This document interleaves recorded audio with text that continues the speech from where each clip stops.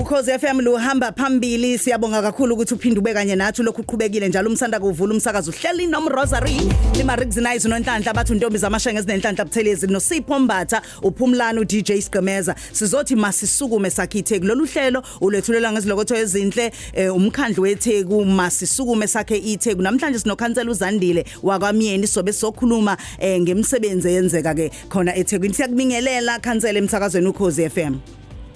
Yabonga kakhulu sakubingelela dadewethu uMroza sibingelele lapho no DJ Sigqe no producer ngale nabalaleli abasilalela.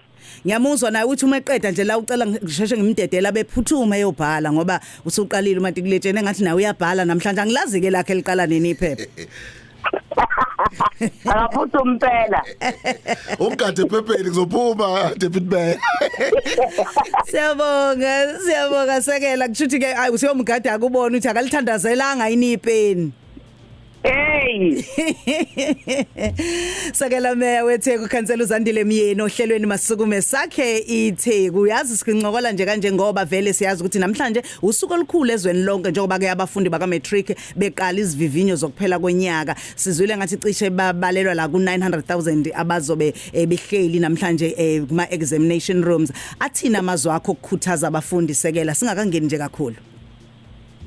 Mroza usuyibeke kahle yacaca dadewethu namhlanje sifisa ukudlulisa amazwi njengomkhandlu weTheku kubafundi esaziyo ukuthi unyaka wonke kade bezilungiselela othisha kade beyingxenye abazali beqhubeka nokubasekela sekuyiyo ke leyo ndaba ke so umkhandlu weTheku asingabazi futhi ukuthi izikole ziyilungiselele kakhulu Mroza ngoba abafundi sibabonile nangempela sonto beqhubeka belungiselela siyafisa ke futhi nokubonga kakhulu umnyango wezemfundo kusifundazwe nakuzwelonke ukuqinisekisa ukuthi zonke nje izinhlelo zimngomumo ukuthi ivivinyo ziqhubeke siyazi ke ukuthi abantwana lesisikhathi kuba isikhathi esinzima kakhulu siyafisa ukuthi abazali baqhubeke nokubeseka nokubanikeza nje isikhathi sokuthi bakwazi ukuthi bafunde ngoba into ebasuke sibalekile manje ukuthi mawufika ekhaya unikezwe ithuba abanye ke bayaqhubeka ke khona ama camp eindaweni ezihlukahlukene esifisayo futhi nakhona ukuthi kube yiseyindaweni la bezokwazi ukuthi baphephe khona njoba sebeyobhala nje sithi sibafisela konke okuhle njengomkhandlu weTheku ke siyobonana nabo bayazi ke la sibonana khona sesiyobanikeza imikomelo yabo laba basuke benze kahle kakhulu kodwa siyathemba ukuthi bazokwenza kahle kakhulu siyabonga kakhulu ngiyayithanda leyo yase ICC uma ngabe ke siyobahalalisela sebethola izinto zabo njengoba ke futhi okunye la sesingena kwisizini yehlobo lapho ke ona iTheku lamukela kakhulukazi inkumbi zabantu suke silindele abantu abaningi abasuke bezosivakashela ingabe iziphi inhlelo ezikhona ukubeka nje iTheku lethu ebalazweni.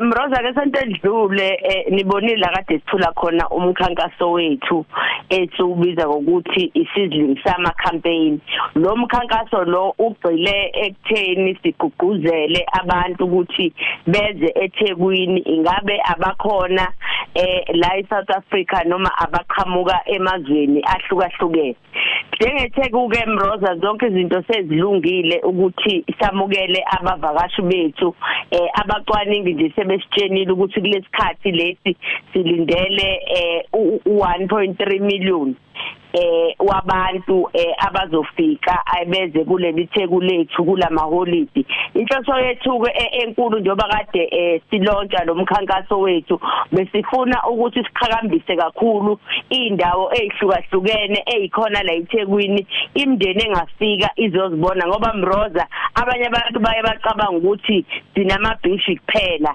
bangazi ukuthi eThekwini zikhona indawo zo hiking so ilezo zinto ade sishowcase ukuthi abantu abeze ngempela eThekwini kubalekile ke Mroza futhi ukuthi siqinisekise ukuthi ezokuphepha sinyuse kakhulu kulesi sikhathi siyazi ukubandela abalaleli bethu ukuthi njengomkhandlu weTheku sibhizi nezinhlelo zokuthi amaphoyisa ethu asebenzise kakhulu ubuchwepheshe nokuxhumana kwethu ke esinakho kakhulu noSAP kwenza ukuthi uma ngabe abantu beqalaza ukuthi siyakuphi nakuphi kodwa bathi cha eThekwini ila sizokwazi ukuthi siqhubeke nokuthi yo enjoy khona. Abacwaningi baphinde basitshena ke Mroza ukuthi silindekele lokho abakubiza ngeprojection ukuthi kube khona imali ezospendwa yivakashi zethu engaphezulu kuwa 341 million kulonyaka ukuzohamba khambe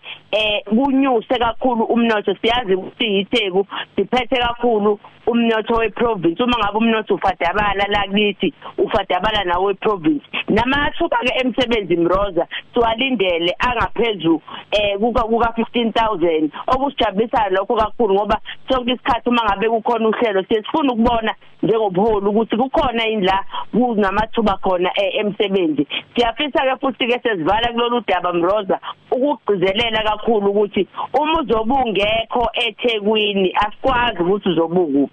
Woza ke eThekwini ke lungiselela la ukhona engabe usempumalanga engabe kuphi woza eThekwini. Siyabonga kakhulu. DM uyazi ngiyabuka nje la deputy ukuthi ukugcwala kwethu abantu besibamukela bengena nakhona phela singakhohlwa ukuthi kusuke kubuye kudingeke nazo njalo idingo ezizophinde zize kubona kuningi nje abasobe bekudinga nabo ngaleso sikhathi. Mhlambe ke umkhandlu ngobe ngathi sizwe ngathi uyaqhubeka nokusebenzisa ezobuchwepheshe ukusondeza lezi idingo ebantwini.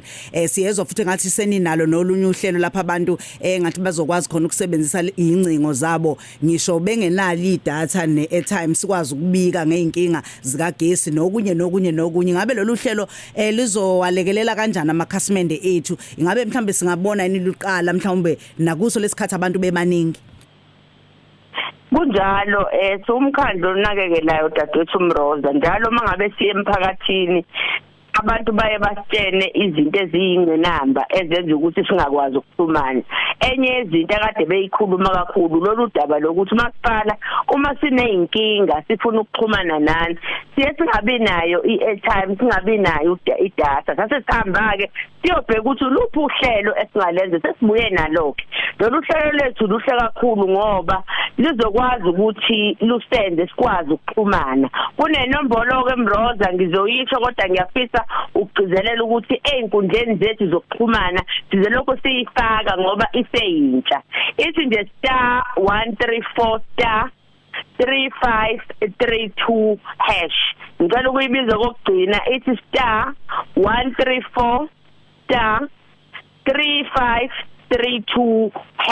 Le nombolo nje uzoyicindezela la efonini yakho njengoba usushilo awudingi airtime awudingi idatha uzobika khona inkinga onazo ngogesi. Siyafisa futhi ukugcizelela ukuthi le nombolo kukhona uhlelo futhi esizobuya sizolothula nje maduze sisalungisa la khona sifisa ukuthi uma ngabe ufuna ukwenza isicelo sokufakelwa ugesi uvele ungabusaya kasizakala ungene khona la ocingweni lakho ebese uyakwazi ukufaka isicelo sakho ngoba sithi osizakala bethu bakhona kodwa siyazi ukuthi esikhathini esiningi abantu bayasebenza benza izinto ezahlukahlukene okugcina sekwenza ukuthi bengakwazi ukufinyelela.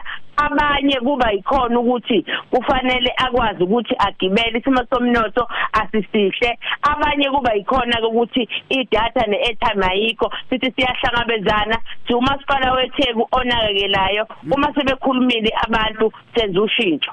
Siyabonga kakhulu Deputy Mayor, siyabonga kakhulu ukuthi ube kanye nathi namhlanje size siphinde sihlangane futhi ngokuzayo. Siyabonga kakhulu, siyabonga DJ Mroza.